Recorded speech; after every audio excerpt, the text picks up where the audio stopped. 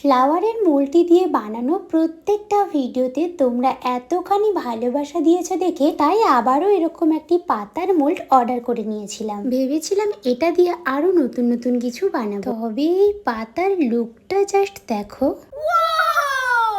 এখন তোমরা এটা বলো তো, এই নতুন মোল্ডটি দিয়ে নতুন কি কি ক্রাফট বানানো যেতে পারে, বা তোমরা এটা দিয়ে কি ক্রাফট দেখতে চাও ঝটপট কমেন্ট করো। আমার তো এই মুহূর্তে নতুন কিছুই মাথা আসছিল না বলে একটি ইয়াররিং বানালাম। আর মোল্ড থেকে ক্লেটি বের করে নেওয়ার পরে 5 মিনিট মতো রেখে দিয়েছিলাম, তারপর ব্লাশারটা অ্যাপ্লাই করলাম। এর ফলে আমার ব্লাশারটা অ্যাপ্লাই করতে অনেক সুবিধে হয়েছে। আর শুকিয়ে যাওয়ার জন্য 12 ঘন্টা ঠিক এভাবেই রেখে দিয়েছিলাম।